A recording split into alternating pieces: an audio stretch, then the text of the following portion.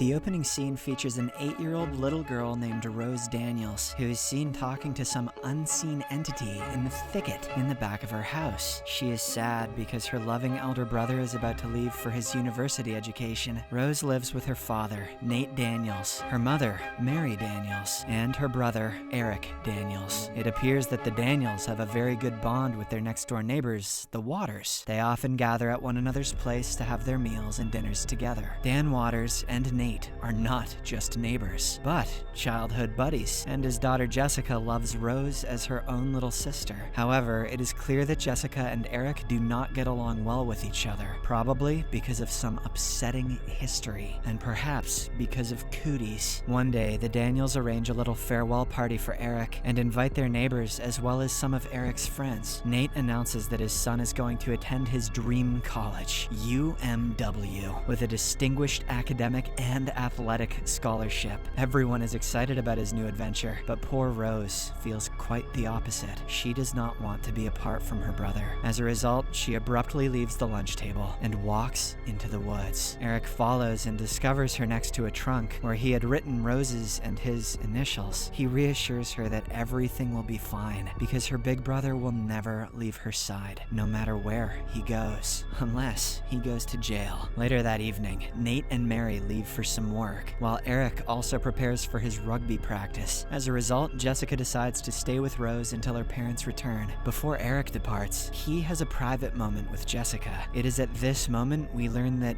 he likes her. He has even proposed to her in the past, but she turned him down. He asks if she has changed her heart, to which she replies in the negative. This clearly makes him upset, but despite this, he opposes when his friends make disparaging remarks about Jessica. As night falls, Jessica reads Rose a bedtime story and tucks her in. Before falling asleep, the little girl confides in her about her friend in the woods. Jessica is initially perplexed, but she doesn't want to offend her, so she claims that she believes in her, unlike Eric, who thinks it's nothing more than her imagination. Later, the parents return home and discover that Rose is missing. Mary asks the sleeping Eric, but he also has no idea about her whereabouts. In a state of panic, she goes to the Waters' place and demands her daughter's whereabouts because it was Jessica who was with her most recently. As all of this is happening, Eric does not seem to be concerned at all, indicating that something is wrong with them. Unable to locate the girl anywhere, the parents file a missing persons report. Thankfully, the police manage to find Rose within a few hours in the woods, which should have been obvious. This news finally enables the parents to breathe a sigh of relief, while Eric remains visibly discontent. As they return home with Rose, Eric senses something amiss in his sister's behavior because she can't even find her own room. She wanders around the house for a while, appearing as if she is there for the first time. The following morning, Mary prepares Rose's favorite breakfast, but the little girl refuses to eat it. She also has developed an interest in wildlife TV shows that depict animals feeding on the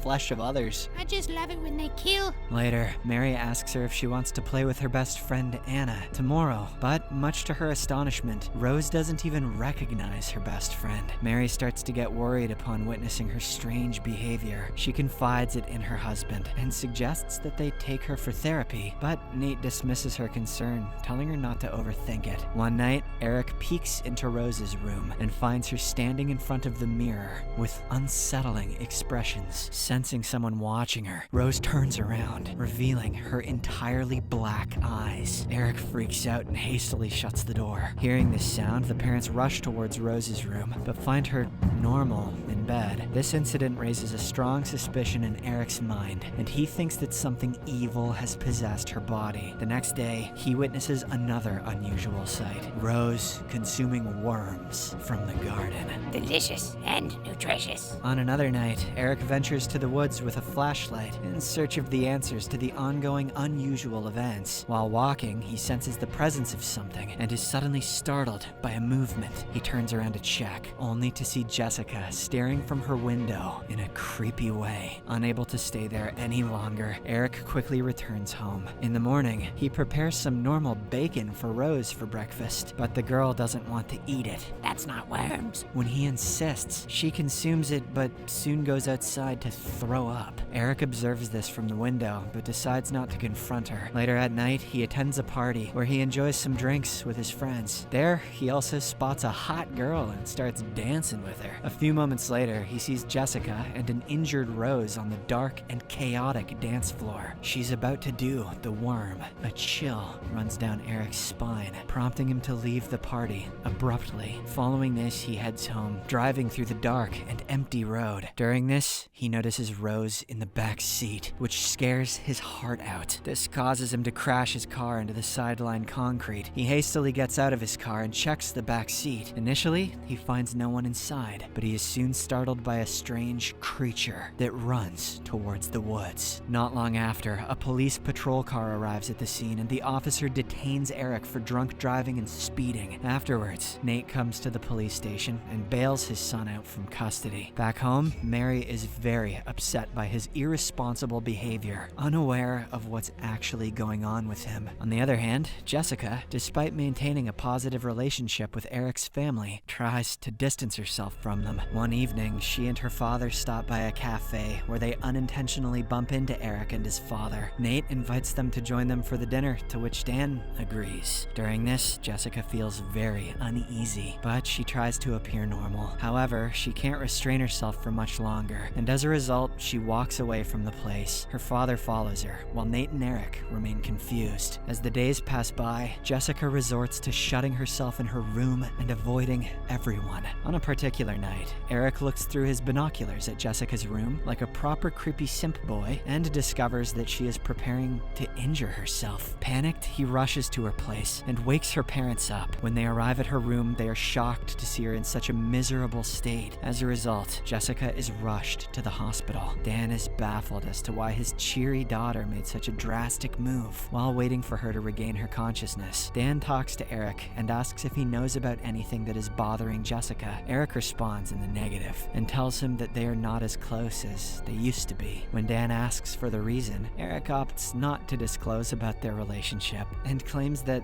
their separate peer groups led them to be apart. Upon returning back home, he locks himself inside the bathroom and stands in front of the mirror. He closes his eyes as several visions of Jessica and Rose deeply unsettle him. Later, he goes to his room and looks at a photo album, reminiscing some good memories from the past. A short while later, Mary walks into his room to inform him that she and his father will be away for work the next day. She asks if he can look after Rose, to which he says yes. The following morning, as soon as the parents leave, Eric confronts Rose and asks who she is and what she wants from him. He also claims that he is well aware she is not his sister, but rather a malevolent supernatural being. Rose's eyes then turn black. I'm the Worm Queen. As she responds that she wants nothing. However, she knows that he wants to kill her. This scares Eric, so he quickly grabs a kitchen knife. Just then, the disguised Rose says that they now have company. Eric turns around to look through the window and finds Jessica standing outside his house. She is staring at him as if she has a lot of hatred for him. Following this, Eric rushes to her and yells at her, asking why she is troubling him so much. In a fit of rage, he even pushes Rose to the ground before walking inside his home. Later, Eric goes to the shower where he screams his anger out. After a while, he decides to kill the disguised Rose and end all of this once and for all. He then grabs a knife and breaks into her room. He does not find the girl there, but instead notices several sketches that depict a strange creature and a particular place in the woods. Eric seems to know that spot, so he heads towards it, carrying a spade with him. Once there, he starts digging the ground and soon reveals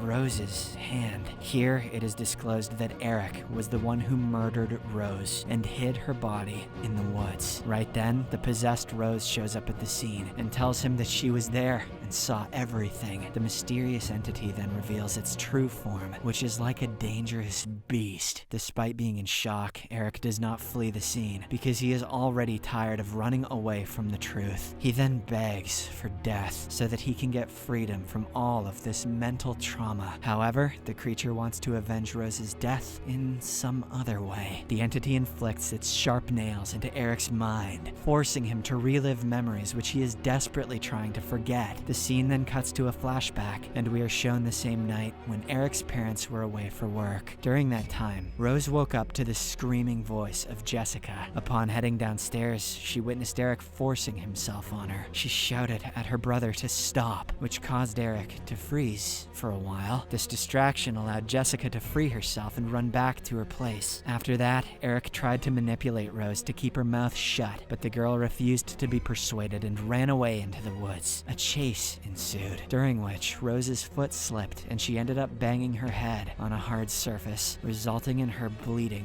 heavily. The poor girl pleaded with her brother for help, but Eric left her to die, just to keep his mistake hidden. He then buried her there and returned back home, unaware of the fact that Rose's invisible friend witnessed everything. This explains why Eric behaved unusually earlier when Rose returned home. We also learn that Jessica had been behaving in such a way because she couldn't express her humiliation to anyone, as she didn't want to strain the relationship between the two families. Back in the present, the creature opts not to grant Eric an easy death, but rather to torment him with memories and burn him with regrets. Now that it has disclosed everything to Jessica, she calls the police to have him arrested. In the final scene, we see Jessica thrashing Eric with a spade as the police arrive to take him into custody. Subscribe